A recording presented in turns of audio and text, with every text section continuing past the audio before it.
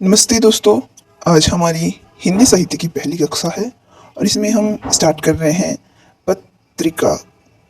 Okay, Hindi पत्रकारिता। इसमें हम देखेंगे कि कौन सा पत्र कब प्रकाशित हुआ था, किसने प्रकाशित कराया था और उसके कभी कभी इम्पोर्टेंट पॉइंट्स भी देख लेंगे।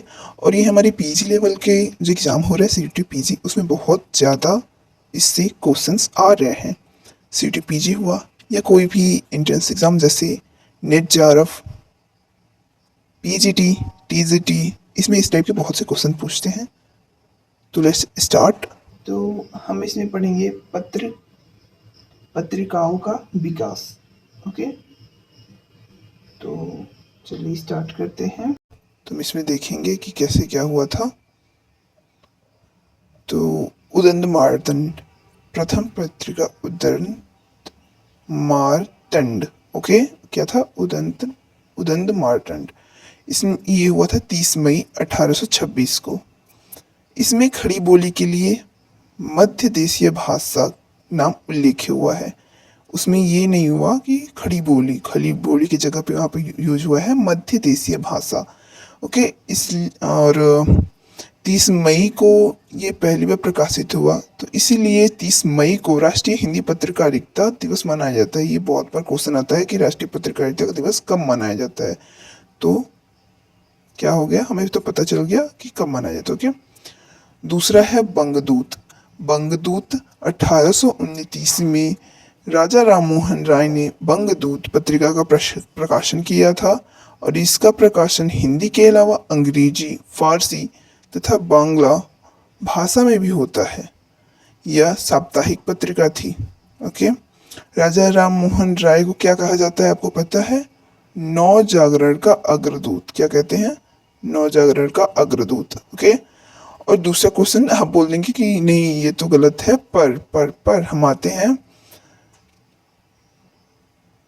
हजारी प्रसाद त्रिवेदी।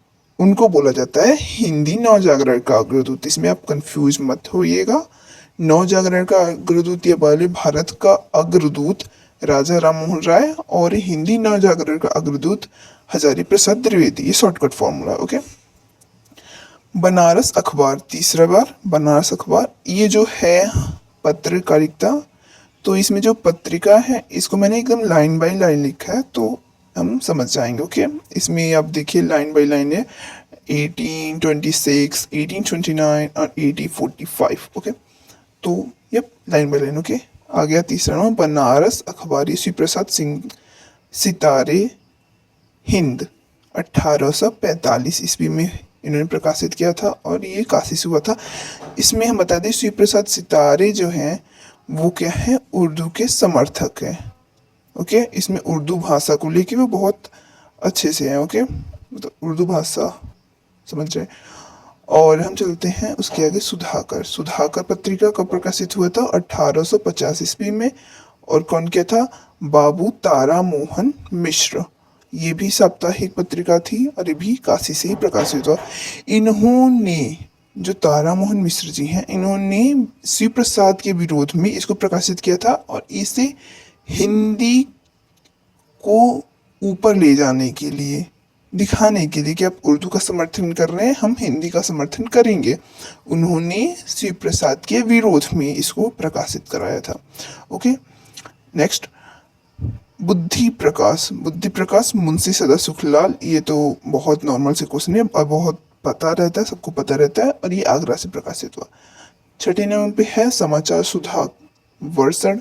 ये 1854 ईस्वी को हुआ था। श्याम सुंदर सेन ने कलकत्ता से किया था और ये दैनिक पत्रिका है। मैंने गलती से यहाँ पे साप्ताहिक पत्रिका किया, ये दैनिक पत्रिका, ये डेली निकलता था। ओके, उसके बाद आता है प्रजा हितैषी राजा लक्ष्मण सिंह। ये सबको पता है।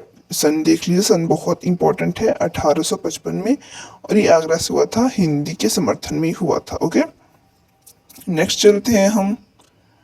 ओके, अब नेक्स्ट चलते हैं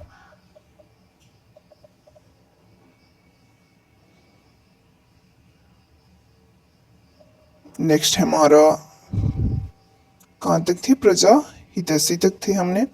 अब हमारा है ज्ञान प्रदायिनी। ज्ञान प्रदायिनी पत्रिका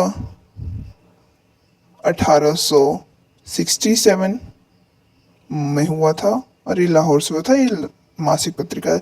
उसके बाद सबसे इम्पोर्टेंट पत्रिका है हमारी कवि वचन सुधा। कवि वचन सुधा बहुत इंपॉर्टेंट है। ये बहुत से क्वेश्चंस में, बहुत बार क्वेश्चन में पूछा गया है, बहुत से एग्जाम्स में पूछे गए हैं इसके क्वेश्चंस। तो हम कहते हैं ओके, ये 1868 को हुआ था। ओके 1868, और ये भारतेंदु जी ने करवाया था। किसने कराया था? भारतेंदु हरिश्चंद्र ने। ओके और ये पाक्षिक है। पाक्षिक देखो, पहले मासिक थी, उसके बाद पाक्षिक हुई। मासिक मतलब महीने में निकलती थी, उसके बाद ये पक्ष में निकलने लगा, मतलब 15 दिन पे। इसका क्या है कि इस पत्रिका में ये साहित्य के साथ ही समाचार और राजनीतिक की भी पत्रिका थी। आगे चलकर 1 सितंबर 1873 को यह पत्रिका साप्ताहिक हो गई थी। मैंने बताया था पहले आपको कि ये पहले मासिक थी, उसके बाद साप्ताहिक हुई।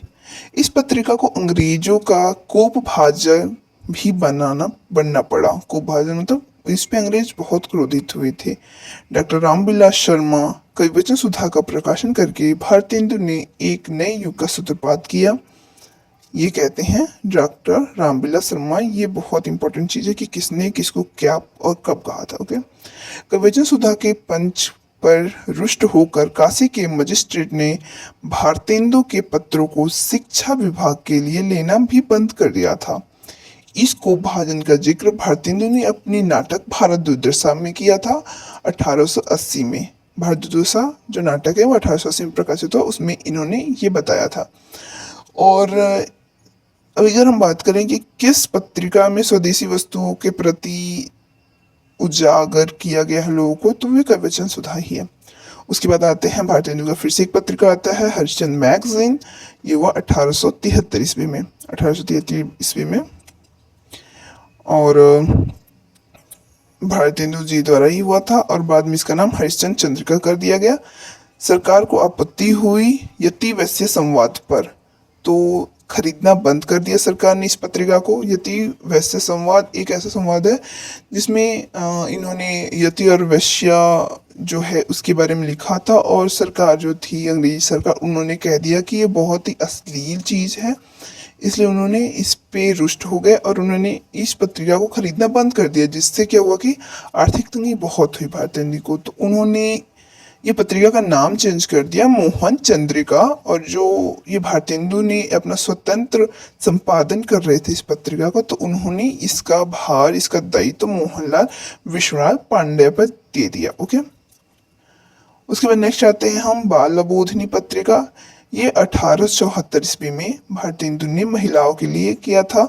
इसने महिलाओं के घरेलू जो काम होते हैं उसके लिए, मतलब क्या क्या करना महिलाओं के प्रति किया था, और ये काशी से हुआ था, और 4 वर्ष बाद ये बंद हो गई। ओके उसके बाद आते हैं हम सदा दर्श पत्रिका। ये श्रीनिवास दास जी करते हैं।